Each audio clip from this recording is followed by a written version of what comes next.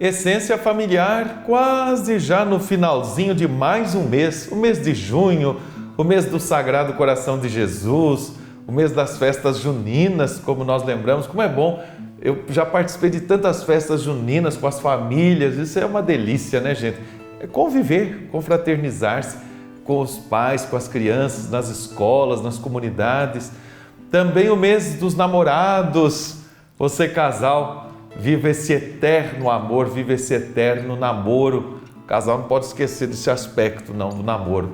E a gente está resgatando, fazendo memória de muitas coisas bonitas do mês de junho, porque agora, no próximo domingo, dia 30, a liturgia da igreja, então, celebra a solenidade dos apóstolos Pedro e Paulo, colunas da igreja. A nossa casa, a nossa família também precisa ter o sustento de algumas colunas. Que ensinamentos estes apóstolos trazem para as nossas famílias, Padre Dalton?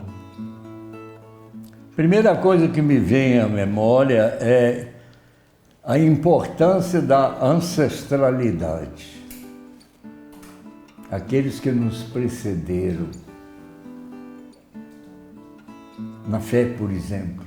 E aí a gente esbarra com essas duas, você diz, colunas, esses dois fundamentos de uma história que se prolonga, porque tem o Espírito de Deus com eles, que é o mistério de Jesus Salvador, tornando possível que a história humana seja uma história de salvação.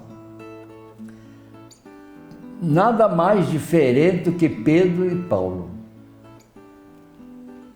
E, no entanto, foram chamados a tempos diferentes, por caminhos diversos e até opostos inicialmente, para fazer a mesma trajetória de deixar uma herança que é a herança do Evangelho de Jesus. Pedro, a pedra, não só a pedra fundamental, mas também, como disse Jesus, pedra de escândalo. Nada mais escandaloso do que Saulo perseguindo os cristãos e se torna Paulo o convertido. Veja você, essa conjugação de personalidades, essas diferenças. O que aprender com os dois?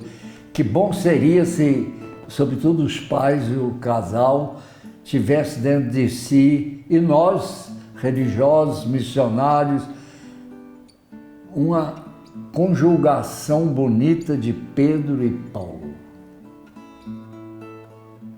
Pedro, a pedra, a fidelidade, mas o direito de errar e recomeçar.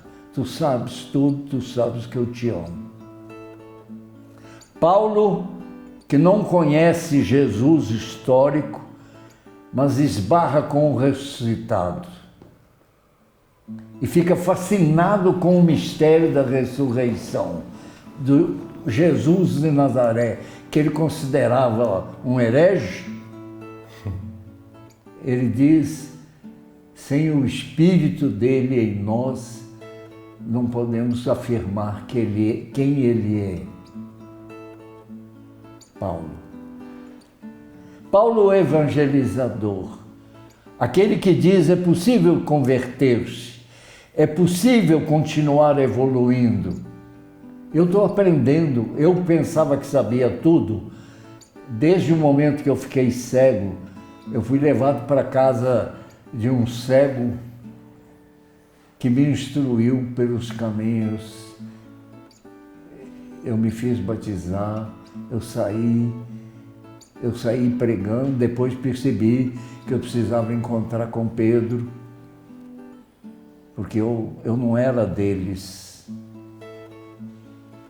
E sofreu uma cachoeira de sofrimentos a vida de Paulo. Se Pedro organiza as comunidades, se Pedro estrutura a maneira de crer, se ele afirma o que tem que ser conservado, Paulo é o que conquista os distantes para o mistério de Deus.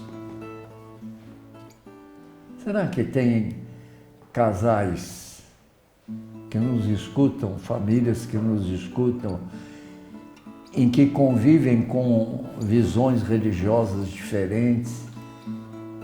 Será que tem avós ou tios ou primos que sensibilizam para puxar o outro para uma verdade que você crê também e que passa no coração deles? Aprender com eles essa flexibilidade relacional com modalidades diferentes de chamados. Amar essa diferença dos filhos, dos avós, do marido, da esposa. Amar a diferença. Os caminhos de Deus não são iguais porque nenhuma pessoa é igual. Os caminhos de Deus para cada pessoa é para cada pessoa. Tem até aquela canção assim, nas horas de Deus, amém. A gente não sabe qual é a hora de Deus na vida de cada um de nós. A mesma realidade provoca num uma dimensão de crescimento, na outra dá uma humilhação. Pela sensibilidade própria de não se conhecer o bastante e se deixar levar pelas emoções. Pedro, a firmeza. Paulo, o desejo imenso de comunicação e de partilha. É uma festa muito bonita da ancestralidade. E nossos bisavós, e nossos avós, e nossas raízes. É tempo em casa de rever as raízes e perceber quem não está enraizado,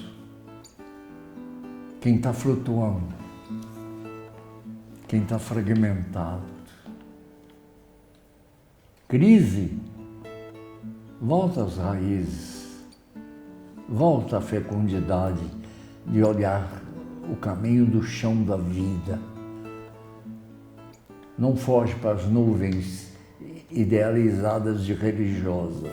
E é para essas maneiras que eu levo 2 textos. Ótimo. Para terminar. Um de Pedro, o outro de Paulo.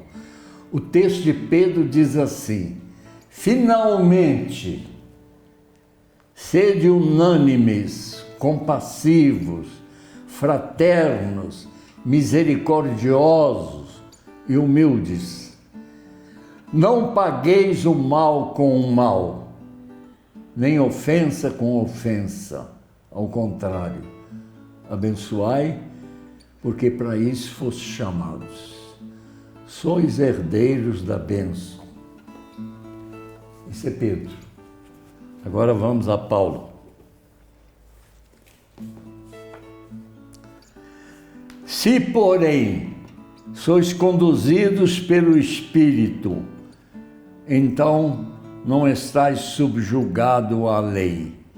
O fruto do Espírito é amor, alegria, paz, paciência, amabilidade, bondade, lealdade, mansidão, domínio próprio.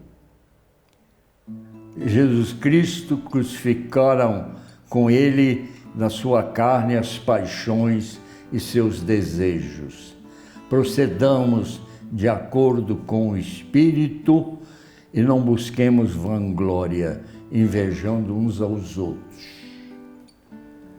Pedro e Paulo, rogai por nós. Amém. Intercedam por nós, pelas nossas famílias, que essa palavra do Senhor seja vida na história do dia a dia de nossas casas, viu, gente? Viva Pedro e Paulo! Viva! E viva as nossas famílias! Vivamos nós!